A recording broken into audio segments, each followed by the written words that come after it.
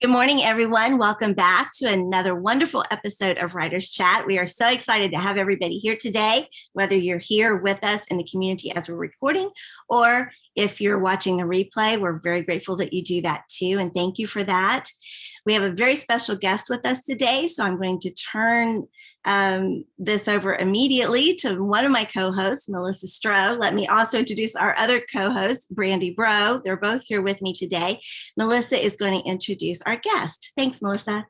Oh, you bet. I know our guest is probably no stranger to most of our attendees here today, and so I'm honored to introduce him. He's an award-winning speaker and teaches creative people all over the world how to build their platforms, sell more books, and change the world with writing worth talking about. As a podcaster, he hosts the Novel Marketing Podcast and the Christian Publishing Show, and he is currently serving as the CEO of Author Media. In those circles, he's known as the Vulcan of book marketing. So glad to introduce you today, Thomas Umstattd Jr. Welcome, Thomas. Oh, thank you for having me. So I guess today we're going to learn about how to start building a rejection-proof platform for authors. And I'm really excited to just dive right in. I don't know about the rest of you. Absolutely. All right, Thomas, we're just going to let you take it away. All right. Well, let me open with a story. So I thought it's only appropriate since we're all authors here. So once upon a time, there was a mother pig, and she sent off her children to go out and find their fortune. The first little pig comes across a man who's selling straw, and he says, "If you buy my straw, you can have a house today." Well, it sounded pretty good, and sure enough, that very day, he had a house made of straw. The next man was selling sticks and came across a second little pig, and he said, "It's a little more work, but after a couple of days, you can have a house of sticks." Well, that sounded pretty good to the second little pig, and so he built a house of sticks. And after a couple of days, the first and second little pig were dancing and playing in the sun. Meanwhile, the third little pig was hard at work building his house of bricks. And the two little pigs said, "Come and play with us." And he said, "No," because the third little pig knew something that the first and second little pigs did not. And that was that there was a big bad wolf. So you know the story. The big bad wolf comes upon the house, the first little pig, and he says, little pig, let me in, let me in." And the little pig says, "Not by the hair of my chinny chin chin." So the big bad wolf huffs and he puffs and he blows the house down, and then he eats the first little pig. Do not listen to Disney lying to you about how the story originally went. The old stories had real consequences. So the wolf comes across the second house of the second little pig. He huffs and he puffs and he blows, but the house will not blow down. But then he sets the house on fire and he has a meal of roast little pig.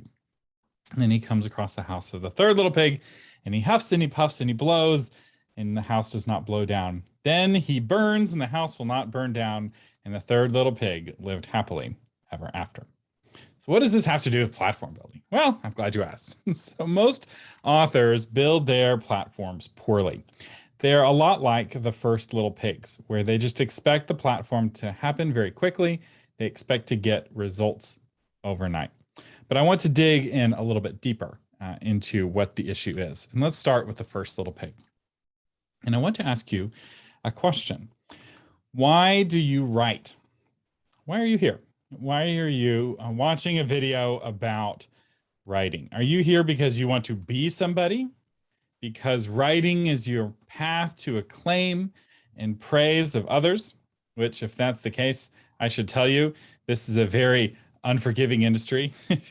And it's one full of rejection. If that is your goal, this is not a good place for that. Most people do not suffer as much acclaim as they suffer rejection.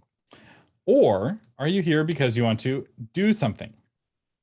Because you want to make a difference. And maybe that thing that you want to do is providing for your family. And that is totally legitimate motivation, but it's something outside of yourself. Now, I run into a lot of authors back when I used to go to writers' conferences, and they would be like, "Oh, it's not all about me. I just want to write the story that's all on my heart. And, you know, God called me to write. So it's not all about me." And the whole time they're talking about themselves and how it's not all about them. And what they're not talking about is their reader. In fact, a lot of authors don't even think about who their reader is until their book is finished. They write the book for themselves, and then when it's finished, they go out and hope to find a reader. These authors fail. In fact, my advice for these authors is always the same. So take that first book, put it aside. It was training for you to learn how to write. It was perhaps therapy. You had some things in your past that you needed to work through, some pains.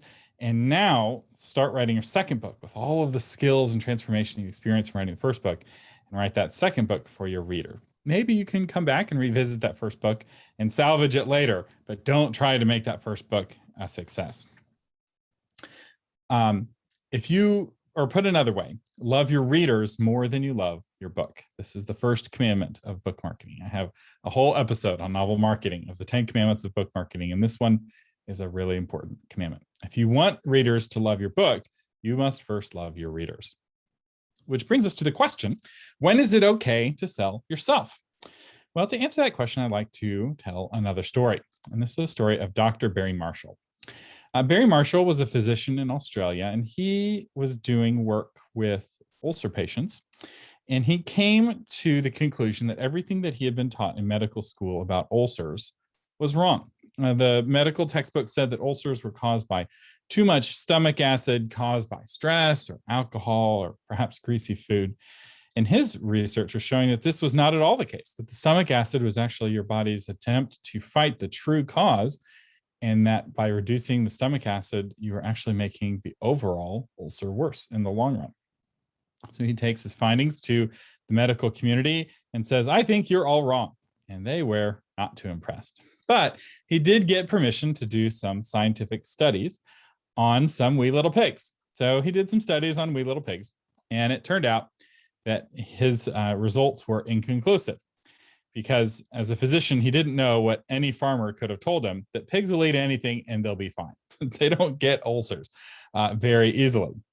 So he goes back to the medical community, says, hey, I know I wasn't able to prove that you were all wrong with my animal studies, but I want to do some human trials. Can I get permission to do human trials? And they say, no way, Jose. They're not going to let some unknown doctor do human trials when he wasn't able to prove anything with his animal trials. So there he is, and he's stuck. He knows that he's right. He's done the work with patients, and yet he can't get permission to do human trials. And so Dr. Barry Marshall does a very reckless thing. He takes a broth of H. pylori bacteria, not one or two, but billions of strains of H. pylori bacteria, just the name of the bacteria that he was convinced was causing the ulcers. It wasn't the acid, it was actually this very specific bacteria. And he, a doctor who'd never had an ulcer before, drinks the broth of the bacteria, expecting to get an ulcer in a year or two. He got an ulcer in about 10 days. So never had an ulcer before, takes bacteria, now he's got the ulcer. So then he prescribes himself a very strong regimen of antibiotics and cures his ulcer.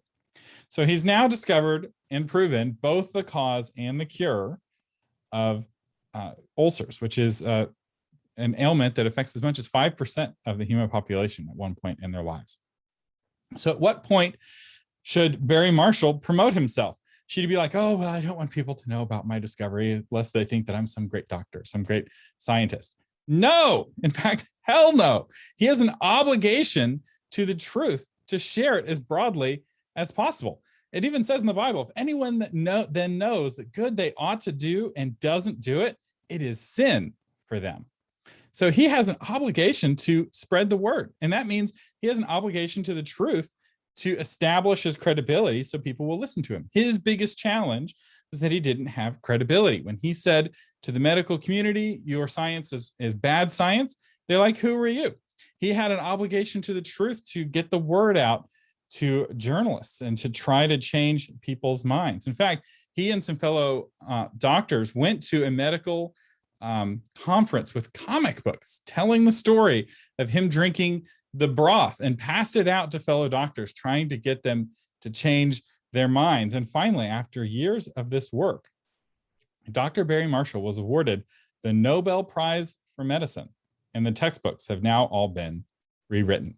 If you were to go to the doctor now with complaining of an ulcer, the very first thing they will test you for is H. pylori bacteria. There's a whole protocol for it, and millions of people who were getting bad treatment are now getting good treatment because of his courage. So that then brings us back to that question. Why do you write? Are you here because you want to be somebody or because you want to do something? Is your fame a means or is it an end? If your fame is an end, this is going to be a very sad, sad journey. Every success, you're going to see somebody else more successful and you'll have a hollowness haunting you this whole time. And you'll feel guilty about promoting yourself because ultimately it's all about you. Beware of false humility. Beware of saying, oh, because I'm called by God, none of this applies to me. I don't have to work hard. That's not how this works. That's not how any of this works. Being called by God should cause you to want to work harder, not encourage your laziness. Authorship is leadership. You're either moving people or leading people into a new fictional world of your creating, or you're leading them into a new way of thinking. I don't know which is harder, but they both require leadership. And leadership is service. You can't both lead and hide. And if you're trying to hide, if you're trying to write and hide, it's not going to work if you want to be the author. It works great if you're happy being an editor. There's a whole profession of people who want to be in the writing world and hide, and their names are editors. They don't get their name on the cover. They don't get the blame. They don't get the hate. They don't get the glory, but they do get the money. And for some of you, that may be the answer. Maybe going into editing, there's always a need for good editors. There's an almost unlimited need of good editors. And there's a lot of bad editors out there, or people who aren't as good as they think they are. So the first step to building your platform is finding your courage. And how do you find your courage? You love. This is why you love your readers. The better you love your readers, the more courageous you will be. In fact, perfect love casts out all fear. I don't think you can love your readers perfectly. Maybe some of you can, but the better you love them, the more courageous you will be. All right, so that is the first little pig. Now let's talk about the second little pig. The second little pig spent more time and let's say more money as well, building his house of sticks. And this is leading us to perhaps the biggest myth amongst authors when it comes to platform. Are y'all ready for the biggest myth? Because you're not going to like it, because some of you probably believe this myth, and that is platform is your following on social media. Social media is not what you think it is. And this was never true, but it's never been less true than today. What you need to realize about social media is that many social accounts are fakes. They are created by powerful entities and for various purposes. And part of the way that these fake accounts look real is by liking random pages, like author pages. So you'll have an account that's got no human behind it, or maybe you have one human and they have a million puppet accounts that they're controlling. And you can have lots and lots of likes with these fake accounts, but there's no actual readers on the other side. Social media is a lot like The Matrix. If any of you remember this movie from back in the day, the world was full of people, but some people weren't actually people. They were computer programs, and they were designed to look a lot like people. And they are really good at it. And if you don't believe me, go to the website thispersondoesnotexist.com. Thispersondoesnotexist.com, which this is a photo from thispersondoesnotexist.com, and this person in this photo does not exist. The computer generated this photo using combative AI. So it's two different AI programs. One is generating photos of fake people, and the other one is trying to debunk them. And every photo that can't get debunked by the debunking AI lets the message through. And this form of combative AI is what all of the puppet masters use. It's the equivalent of drug cartels buying their own drug dogs to sniff their own trucks before sending them across the border. And anyone in the business will tell you that the best drug dogs are actually the ones owned by the drug dealers, because they have more motivation for their drug dogs to be really good at sniffing drugs. And the AI works the same way. And so the only messages that get posted are the ones that can't be debunked by their own AI program.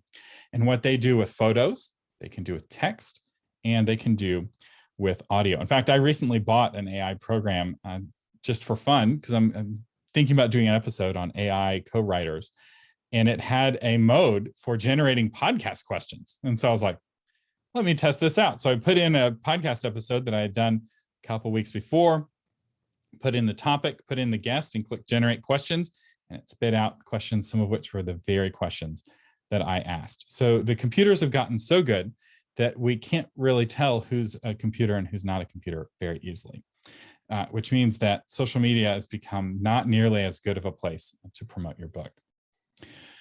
But that's not the only challenge of social media. The other challenge is that they filter. So when you post content to Facebook or Instagram and Twitter and LinkedIn, pretty much all of the sites now filter, all the big ones. It doesn't go out to all of your followers, which is not how it used to be. Back when I got started in this business, when you posted to Facebook, it would go to all of your Facebook fans. And there was an argument that you should spend time getting as many fans on Facebook as possible. And that's what they were called. They were fan pages. And when you posted to your fan page, all your fans would see your post for free. And you could get the word out really well. But now here's how the math works. And this math is a little old, actually. It's gotten worse than this, but this is based off of my time as a marketing director for a publishing company. We did a lot of experiments with Facebook, and we tested a lot of things on social media. So let's say you have 10,000 likes. We will assume that half of them are human.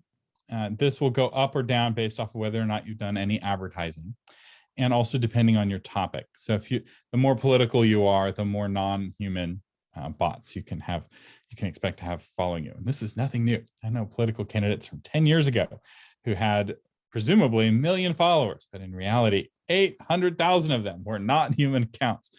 And so Facebook used to show your content to 3% of your audience. I think it's closer to 1% right now, but let's say it's still 3%. Well, 3% means that you have 150 views of humans viewing your views. The robots don't matter because they don't buy books.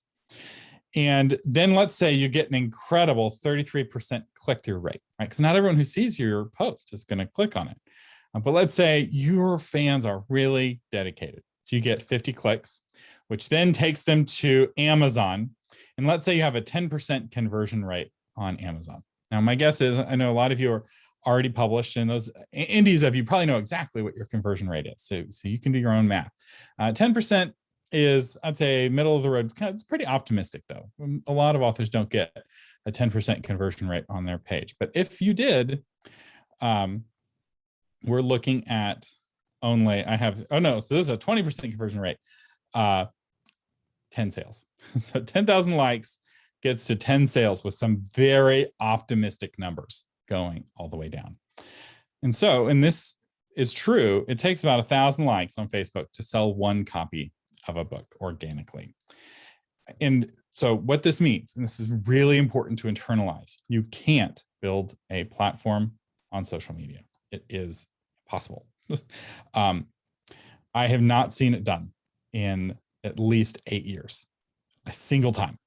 I've seen people who are already famous somewhere else bring their fame to a social media platform and get famous, not get famous. They were already famous, but they use their platform to engage with fans they already have. I've seen that happen. What I have not seen happen is somebody going from obscurity to fame with nothing but social media. It just doesn't happen. But I've seen a lot of authors wasting a lot of time doing social media. And this is a good thing. So social media, even when it was good, was not very good. Social media was incredibly expensive. And to explain what I mean by this, a lot of the gurus would recommend that you'd spend 2 or 3 hours every day doing social media. Or an hour or two, let's say, doing social media. That's between 300 and 600 hours a year. And depending on how fast you write, that's a book or two each year that didn't get written because you're spending that time on social media. It's almost like the babies, of old, people would sacrifice their babies to the gods, right? It's like you have sacrificed your babies, your book babies, to the gods of Facebook and Instagram. And you can't get those babies back. You'll never get that time back. It's really tragic. And the authors who turned off social media completely and spent that time writing books instead, over the last 10 years are the ones who are making a lot of money, because once they said no to the toxic social media, it started to open their eyes to the actual ways that actually work. Because as long as you're drinking salt water, you're like, oh, I'm just getting thirstier and thirstier, I need to drink more salt water. And the salt water is not actually the answer. And before you're ready to drink the fresh water, you got to stop drinking the salt water. Or let's put it another way. Let's say you're working as an editor, right? Those 300 to 600 hours a year. Let's say if you're making a conservative $20 an hour as an editor, which a lot of editors make more than that, significantly more. But that's $6,000 to $12,000 a year. And in fact, maybe you're an author and you edit on the side. And what kind of marketing things could you do with an extra $12,000 a year? A lot. That's a bigger marketing budget than most traditionally published books have. And if you're already traditionally published, you can hire a top shelf, top flight PR firm and still have money left over. And all you have to do, stop using social media. But it wasn't just that social media was expensive. Social media was also toxic. In fact, I don't know if you've been following the Wall Street Journal's Facebook papers that were released all last week. Wall Street Journal had a new bombshell, one after another, about Facebook. And one of them was that Facebook's own internal research shows that Instagram use is leading to suicides, like it's killing teenage girls specifically was their research, and also linked with all kinds of negative outcomes of their perception of their body. Because Instagram particularly is a very body-focused social platform. It's all about how beautiful you are. And that is just a really toxic place to spend time. And it's not just true with teenagers, right? The research starts with the teenagers, but it makes just ask yourself, am I more anxious and depressed now than I was 10 years ago before I started using social media? And the answer is, for most people, you are way more anxious and depressed. And social media is the problem. And then finally, it was ineffective. All right. Michael Hyatt's book on platform, he has 200 pages in that book. Do you know how many pages he has on Facebook? 1.5 pages. Because it didn't even, and this was back in 2012 at the peak of social media, peak Facebook, when you really could reach your audience. Even then, it didn't work. So even though sticks are more work, even though building a house with sticks is more work, it still does not lead to a strong platform. And to build a lasting author platform, you need to think outside of the social media box. And finally, and one other piece of advice, stop getting advice from social media too. There is so much bad advice that is shared by people who are not successful, and that they don't know what they're doing. They don't know that they don't know what they're doing. And instead of writing books, they are answering people's questions on Facebook groups, and they're giving bad answers. And respect your own time. Instead of asking questions on Facebook groups, buy books.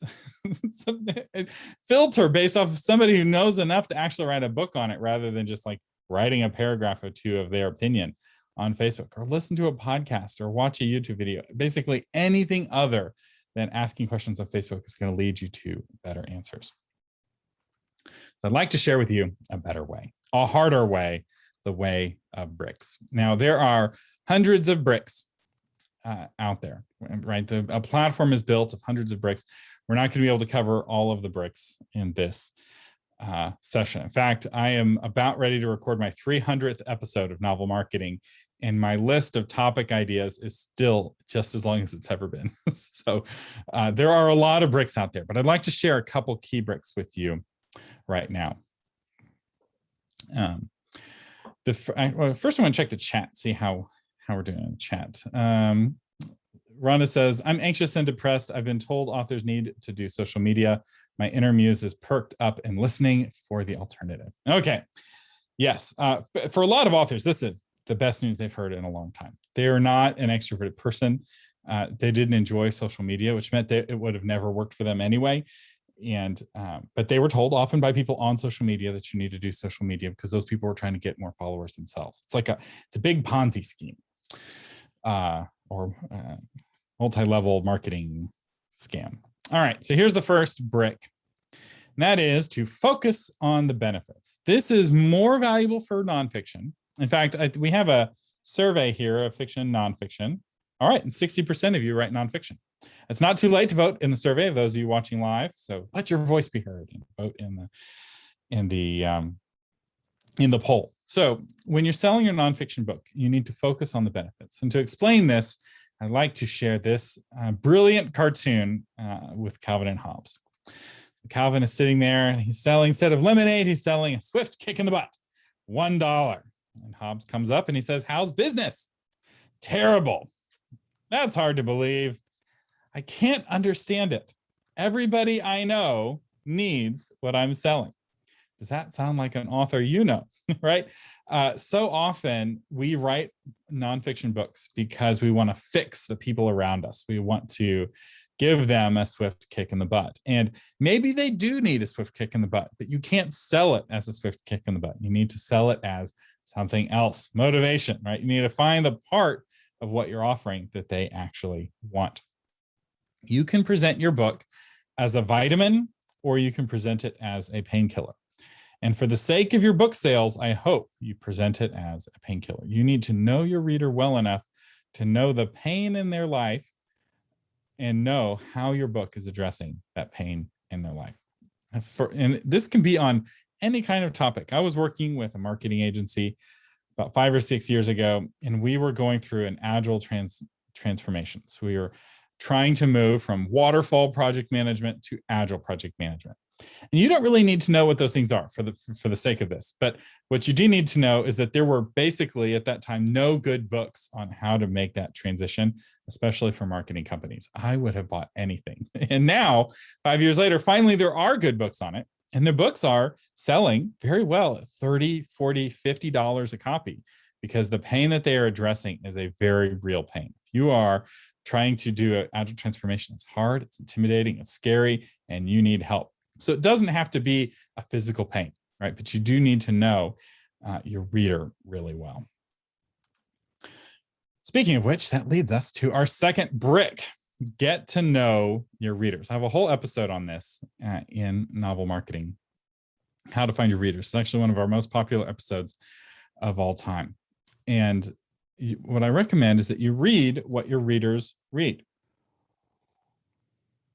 And when I say, so read the books that are like your book and read the books who are not like your book. You need to be in the same literary world that they are. And so a lot of beginning authors say, oh, if I read the other books in my genre, my book will be derivative. And I only really hear this amongst beginning authors, because as you get more experience, you realize that that's nonsense. In fact, the more advanced you get, you're like, no, the only way for my book not to be derivative is for me to have read everything in my market, so I know exactly how I fit. Otherwise, you're derivative in the worst way. You're unintentionally derivative. That way, everyone is laughing and you don't know why. That is a bad place to be with your selling your book. So it's important to read what your readers are reading. And it's also important to find your Timothy. And this is one change that's happened for me. So I've been working with authors since 2007. And in the early days, I used a lot of business advice and kind of applied it for authors. And the business technique is to create a persona, or sometimes called an avatar, which is a fictional composite representative of your customer. So for K-Love, the radio show, they had K-Love Kathy. And for Amazon, the customer was so important. They'd actually have a printout cutout of like a stock photo person, and they'd bring it to meetings. And one of the seats in the meetings would be represented by the customer physically. This doesn't work for authors, though, because authors are really creative. When you ask an author to create an imaginary person, they create an imaginary person. And then when they ask that imaginary person, do you like my idea? The imaginary person always says yes. In fact, often that persona, that avatar, ends up being very similar to the author herself. She's a 42-year-old woman. She'll say, I'm writing for women between the ages of 35 and 50. If she's got 2 kids, she'll say, I'm writing for an author who's got between 1 and 3 kids, right? And so they end up always being in the circle that they're writing for, and it's not very helpful. So instead, what I recommend that you do is you find your Timothy. Timothy is a real person. This term comes from the Bible, actually. The book of one of the books of the Bible, Timothy, was written for a specific guy named Timothy. And because of that personal nature, it's a very approachable book. It's a lot easier to understand than books by the same author, the Apostle Paul, who's writing to, say, a whole church, right? The book of Romans, really impenetrable. You got to really study it and go to school to understand it. Timothy, pretty much anyone can pick it up and understand it. And it really transforms the writing to give it that personal focus. And so you want to find a representative reader. Now, eventually, hopefully you'll have a whole team of these people, which are what we call beta readers. But one of them you need to pick is the most important. One of them needs to be the dot on the middle of the target. What you don't want to do is just shoot arrows willy-nilly, and then paint red circles where the arrows land. That is not the path to success. And sure, you're writing for more than one person, but by writing for one, if you can thrill the one, you can thrill the many. And billions of people, billions with a B, have read the book of Timothy in the Bible. You want to fit the shoe to the foot, fit the book to the reader. You need to know what a foot looks like first, and then develop your shoe to fit that foot, not the other way around, right? Because maybe you read some research. You're on Facebook and somebody says, you need to do dancing shoes. Dancing shoes are really popular. So like, okay, I'm going to make some dancing shoes. You're like, I thought you said dancing shoes, right? There's lots of different kinds of dancing. There's lots of different kinds of dancing shoe. And if you don't start with your reader, you need to start again, which is a hard word. And it's a word most of you are going to say you're the exception. You don't need to do that. And with just enough marketing effort, you can get and find an audience for your book. But that is a painful, painful road full of rejection and failure. It just doesn't work. You got to love your reader first and write the book out of that love. Okay, next brick. How are we doing on time? I don't even. Oh my, I'm almost out of time. Okay, and I am going to get to questions. So if you have questions, start thinking of them. But I want to get this brick out first. Study. So there's a lot to learn about building a platform. There's a lot to learn about marketing. And you want to get good advice, not bad advice. And if you are not paying for the advice and the advice is from a stranger, it's usually bad advice. In fact, there's some people who maliciously give bad advice, trying to push the others down.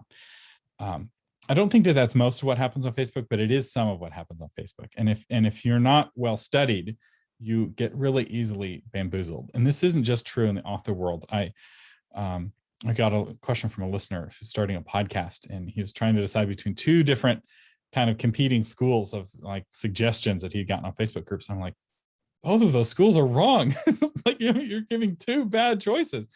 Neither of those paths are going to work. So what do you do instead? You read books. Books are cheap. You can buy a book for $10, $20, and an expert will give you hours of their wisdom in that book. It's like, it's the best deal in the world. Authors way undervalue the price of their books, and especially marketing books, especially book marketing books. There's some really good books out there. Platform by Michael Hyatt, still good for nonfiction if you're using the kind of content marketing strategy. I also like the book Inbound Marketing. There's also a bunch of books for authors specifically. So anything Chris Fox writes, gold. He's got some really good books on marketing. Email Ninjas, really good. We can talk more about book recommendations. But if you were to spend $100 on books and spend your next couple of months reading those books, rather than spending that time on Facebook, your life would be changed. It would be totally transformed.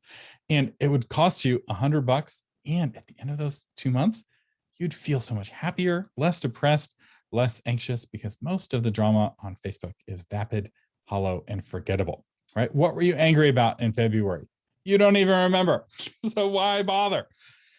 Also, taking courses. Now, obviously, I create courses, right? So this is full disclosure, a little self-serving, right? I have courses on how to build your platform. I have one called Obscure No More that literally takes you step by step through building a platform. But I also have a free course called How to Build an Author Website.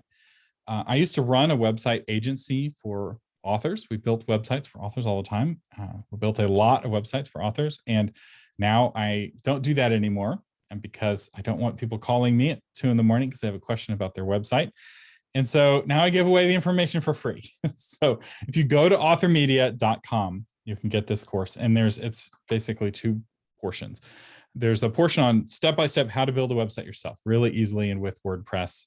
And I've had a lot of authors and some old authors too, elderly authors, build their websites doing this. They're like, I never thought I'd be able to do this myself. Finally feel empowered. But if you already have a website, just skip that first section. The second section is about how to make your website more effective, how to make it more for your readers, how to make it more useful, the kind of website readers would want to come back to, the kind of website readers would want to share with their friends. And that you can use regardless of how good your website is. Because a website, unlike a book, you're constantly improving it. You're constantly getting better. It's kind of like your health, right? It's not like, oh, I ate a salad last week, I'm good. It's not how it works, right? It's not how it works with the website either. It's a continual process. Another way that you can learn marketing is to listen to podcasts. Courses cost money, podcasts do not. Of course, I have the two you already know about, Novel Marketing and Christian Publishing Show. But I want to pause here because there is a percentage of the audience every time I give a talk who doesn't know what a podcast is. And they often don't know that they don't know. They think what we're doing right now is a podcast. Or those of you watching on YouTube, you may think that that is a podcast. Those are not podcasts. There's a whole world of podcasts out there. And to access that world, you need a special podcast app on your phone. And if you have an Android phone, you don't have that app by default, which means you have to go to the Google Play Store and download the app. And the app is called Podcast Addict. There are hundreds of apps. You can find a whole list at newpodcastapps.com. But Podcast Addict is the most popular one for Android. It's very well respected and it's free. Once you get this app, you'll realize that there are dozens of podcasts on book marketing. They're not just mine. There are a bunch of other people too. And you can hear discussions of top authors sharing their suggestions, and the quality of even the worst of those podcasts is going to be better than the best of what you'll find in a Facebook group, because the effort of making a podcast filters out all the people who don't put in any effort, which is what a Facebook group requires. I know I'm really hard on Facebook, but I stand by what I said. I said what I said. It is what it is. And if you have numbers to disprove me when we get the Q&A, I'd be happy to hear them. For Apple, I recommend the app Overcast. It's also free, just like Podcast Addict. Apple comes with a podcast app pre-installed. It's called Apple Podcasts. It's like the Internet Explorer of podcast apps. It technically works and it's okay. It's fine. It's not great. Apple has just really let the ball down on that app. Overcast is better in pretty much every way. Like if you can't quite hear the podcast because that's loud road noise, it's got a voice boost button, makes the voices easier to understand. You can put your podcast in categories and a million other really nice quality of life features. And with that, let's go to questions. And then I have a short story at the end. So we had a lot of comments come in. Somebody's been sharing links. So somebody has a link in the chat for Podcast Addict. Hopefully in the YouTube version, I'll also put a link to Podcast Addict and Overcast. I'm not sponsored by them. I just want to support podcasting. We did shared a few links earlier in the chat. Thomas, somebody asked, why do agents and editors want 10,000 or more followers on social media when this is the case that we don't, when they may not all be real? Only the stupid ones do. If you're looking at an agent or an editor and they're still looking at social media following, you don't want to work with them. There's a lot of publishers out there that are not very savvy. And the savvy ones are looking at email list size instead, because that's a much better measure of your platform. And I'll tell you, if you have an email list of 10,000, that's way better than having a social media following of 10,000. And I've interviewed a lot of top agents and publishers, and none of the ones that I've talked to put much weight on social media. So maybe the bottom feeders are putting weight on social media, but and also if you talk to them now, even the ones that were looking at social media 5 years ago, are probably not looking at social media anymore. So yeah, I would not work with an agent who's like, no, you have to have 10,000 followers on social media. Run. I used to be a literary agent, and I'm saying this. Run away. Do you mind stopping sharing your screen, and we can have people come on and then they can ask you questions directly, if that would be all right? So if anyone wants to come back on, please do, because I should start my video too. And if you have a question, then go for it. I have a question. I'd love to know a list of the books you were talking about, and two, if I have a website, but it's not, what was the WordPress you were talking about? Will the course you're talking about help me as somebody who's not using WordPress? The first part of the course won't, because it's about how to build your website in WordPress. The second part about how to make it more for readers will. Although Okay. I'll warn you, once you start learning about search engine optimization, the more you learn about that, the more you're going to want WordPress, because WordPress performs the best. To give you an idea, WordPress has between 40 and 60% total market share of all websites in the world, depending on how you count. Its next biggest competitor has like 1% market share, 2% market share. So it's like the Microsoft Word of websites. In general, you need a good reason not to use WordPress. But if you already have a website and you like it, you just want to make it a little bit better, the course will help with that. Okay, thank you. Okay, anybody else? This is your opportunity. What would you, Could you say something about WordPress.com versus WordPress.org? Yes, so I recommend, in the course, I recommend WordPress.org through Bluehost using the Divi theme framework. And Divi gives you drag and drop website building, just like Wix or Squarespace or Weebly, but with all of the power of WordPress behind it. But you have to be using WordPress.org in order to use advanced themes and plugins like Divi and the others. Yeah, I use Wix, so I'm going to look at WordPress. I'll just give one more caveat. Don't go to WordPress.com. I'll say that on the recording because I have website clients who have been ripped off for hundreds of dollars.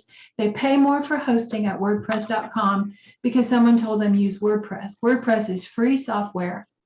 You can download it on any reputable host, FREE.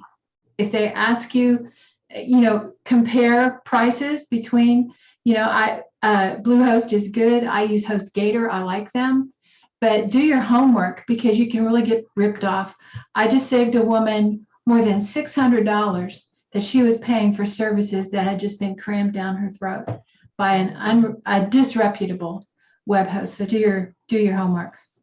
Yeah, HostGator and Bluehost are actually owned by the same parent company. So they're in the same family. There's a lot of good web hosts out there. There's a lot of bad web hosts. But when Rhonda says that WordPress is free, we talk a lot about something being free as in freedom or free as in beer. WordPress is one of those special things that's technically both. It's free as in beer, as in that you get the software for free, but it's also free as in freedom in that no one can take it away from you. No one can turn off your WordPress. Your host can turn off your hosting. You can just lift your website from that host, put it on a different host, and be up and running in a matter of hours. And so you can't get canceled. Whereas if Wix turns off your website, say politically you say something they don't like, they just push a button, poof, your website is gone. You have to rebuild it from scratch. Yes, Wix does that. For a long time, Wix didn't really get into that, but recently they've started embracing that American cancel culture because they're not an American company. And for a long time, they resisted it, but they have succumbed. So it's something to keep in mind when picking a host. Another thing to look at. So do your research. The WordPress.org has a list of recommended hosts on it, and those are, you can always trust what WordPress.org recommends, but there's a bunch of other ones too. And I have some episodes on like the pros and cons of different hosting companies. So I don't personally use Bluehost. I use WP Engine, which is 10 times more expensive, but I really like it. I have a question, Thomas. What's the best way? You said an email list is a very important number. How do you build your email list? That is a topic for a whole nother webinar. Yes. So the short answer is I have about 2 or 3 dozen episodes on building your email list on novel marketing. So I would go there. If I were to give you a couple of quick tips, one, make signing up really easy. I actually talk about this in the free course on websites. Actually, I have a whole section on email there. Making signing up really easy, unsubscribing really easy. So use a reputable sender like Lite or Convertkit, and don't use Mailchimp. And offer a free reward, some immediate bonus that people get as soon as they sign up. So for novelists, it's typically a short story. It's called a reader magnet. For nonfiction, there's a lot of things you can give away as a reader magnet, and it's often really closely tied to your topic. All right. Anybody else have a question? Or if I missed something in the chat, there's a lot of comments. Looks like Catherine has a question. You can use the raise hand button here in Zoom, and then I'll just call on you in the order in which you raise your hand. Yeah. So Catherine Swartz. Yes. I just mainly I wanted to let the host know that some people's video is still disabled, but I have another question too, and thanks, I got the video.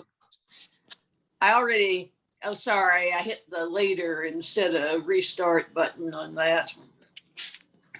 So, but anyway, what I wanted to say was I am really interested in what you have to say about not relying on social media. Wonder if there is a written article or source you have created that I could use to look up. Yes, I have a whole series. We talk about social media a lot on Novel Marketing. And while I don't recommend it, we do talk about how to do it. Like if you're going to do it, here's how to do it well. Sometimes I feel a lot like the sex ed teacher in high school. It's like, don't have sex, but if you're going to have sex, do safe sex, right? So it's like, don't do social media, but if you're going to do social media, here's how to do it, effectively. And so, yeah, I have episodes. In fact, one of our most popular episodes is how to pick which social network is right for you. And we talk about the kinds of people who tend to prosper on the different kinds of platforms. And because some people just are not the right kind of person for that platform. And picking the right soil for your seed to grow in is really key, because it's really hard to start over in a different social network. I actually took that. It's been a while, but I remember when it first came out, and mine came up, and now I don't remember, but it was the one that was sort of it wasn't Pinterest or Instagram. Oh, what were some? Was it Quora? Yes, it was Quora. Yes. Quora's my favorite. I really like Quora. And so there's a lot out there other than Facebook and Instagram. And there's more now since when we did that episode. There's been a whole new world of social networks that have launched. But even the very best social network isn't going to move the needle very much.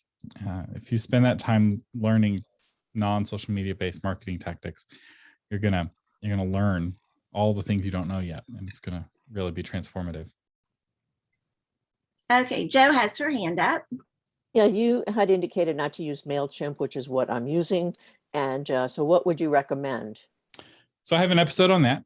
So there's Okay. 2 different platforms that I recommend, and those are MailerLite and Convertkit. MailerLite, if you have less than 1,000 subscribers, has a little bit more generous of a free plan, where you get access to the automations in the free plan, which is really nice. Convertkit is easier to use and more powerful. And once you pass 1,000, it's worth the extra money for most people if they have a job to pay the extra money to save time using Convertkit. That said, MailerLite is really popular and it can do everything that Convertkit can do. It's just a couple of extra steps. Because MailerLite's built for small businesses and authors use it. Convertkit was built for authors from the ground up, authors and bloggers and content creators. And so it's just really easy to use. Like if you want to give people a PDF as a thank you for signing up, there's just a field for add your PDF. You just click it, you upload your PDF, and it sends it to people after they subscribe automatically. It's like, do you know how complicated this is in Mailchimp or MailerLite? It's a whole hassle. And so lots of little things like that, just a lot of quality of life stuff I really like about Convertkit, but it is more expensive. MailerLite is significantly cheaper. And in the episode, I walk through the features, how they're different. It's a real in-depth guide. And I think there's actually a version of that comparison in the free course on author websites, if I'm not mistaken. Okay. Because it's a really common question. We used to recommend Mailchimp. Mailchimp used to be really good. And they let it slide, and now they've been bought by Intuit. Which Intuit has a terrible reputation for web stuff. They bought websites.com, and they buy a lot of things that are kind of mediocre, and then they make them worse in the web world. With the exception of Mint, is the one Intuit product that's pretty good. Thomas, do you have an opinion on MailPoet, the plugin, WordPress plugin, MailPoet? I don't. So there are hundreds of email platforms out there. What I would do is I would only use the email platforms that are supported by the big author tools. So there's some big email list building tools that will help you build your list really quickly, because they help readers subscribe to author newsletters. And those are BookFunnel, Book Sweeps, and Story Origin are the big three. And those all kind of support the same 8 to 10 platforms. And so if your platform is not supported by those three, or maybe you're only supported by BookFunnel, but not by Book Sweeps or by Story Origin, then you'll be really limited in your tools to grow your list quickly. And you'll be adding a lot of hassle. And it'll be harder to get help from other authors because the authors mostly use the tools that are supported by those platforms, right? Like if a bunch of authors use MailPoet, then Story Origin would add support for it.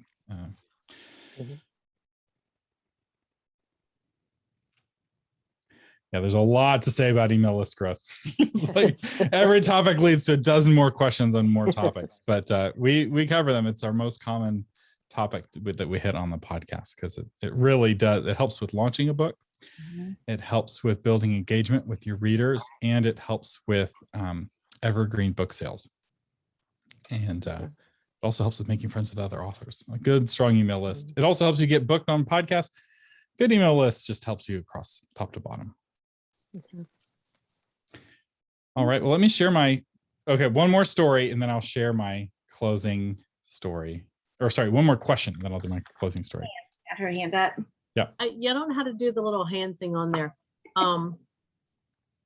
Reaching, and you build your email list to reach your readers. I'm a children's book author.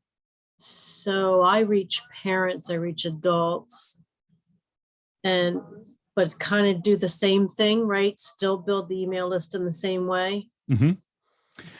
Yeah. In fact, there's a lot of fun things you can do if you're a children's book author, right? So your reader magnet, you have a broader set of options. Like novelists, it's pretty much always going to be a short story or a novella. Very hard to veer out of that. But as a children's book author, you can do coloring book pages. Oh, I already have coloring book sheets. pages. Yeah. I've got stickers, I've got tattoos, Yeah. I've got loads of book swag.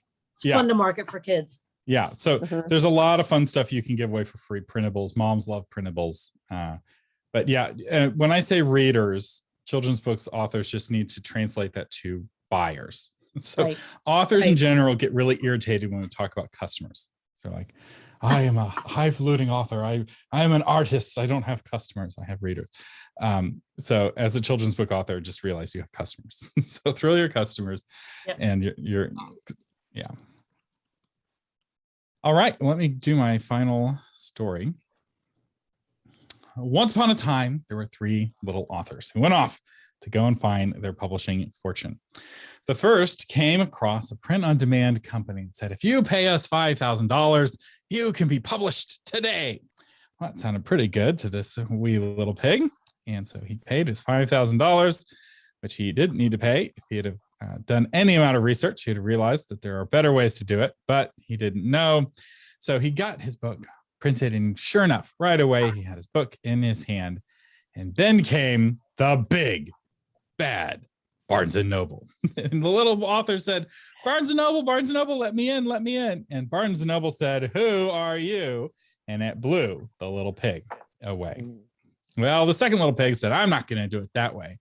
I'm going to work with Acme Publishing. So the second little pig came to, and he said, Barnes & Noble, let me in, let me in. And Barnes & Noble said, okay, we will let you in. For 30 days, we will put your book on the shelf. And if it sells, we'll order more. And if it doesn't sell, we won't order more. Well, the little pig didn't realize that it was up to the little pig to get people to go into the Barnes & Noble to buy the book. And the books were returned to Acme Publishing, where they were then set on fire. Although I'll say most publishing companies now pulp the books and turn them into different books. They don't burn them anymore. Some of them may still burn them. The third little pig realized that he needed a strong platform. And so slowly and steadily, he built a reputation with his readers directly so that no Barnes & Noble could ever blow him off. Minimum effort leads to minimum results. Maximum effort with the wrong methods leads to minimum results. Hard work brings success, one brick at a time. Thank you very much. Oh, thank you, Thomas. That was great. Thank you. Yes. Really appreciate it. All right. So if you're watching the recording, the replay, we're really glad to have you do that. Please join us on our Writers Chat Facebook page or our Writers Chat Facebook group. And just a reminder, we're here every Tuesday morning, 11 o'clock Eastern. So we'd love to have you as part of the community. Thank you to everyone who's here today. Thomas especially, always just love Yes, thank you. to listen to your podcast, and all the information that you share with us was just so great. And Melissa, next week We'll have Eva Marie Everson coming to talk about deep third POV, or as she calls it, some people walked into a room. love that. So you want to be here for Eva Marie. Yes. Again, thanks, Thomas. We really, really appreciate it. And we'll see everybody next week. Bye-bye. Live long and prosper.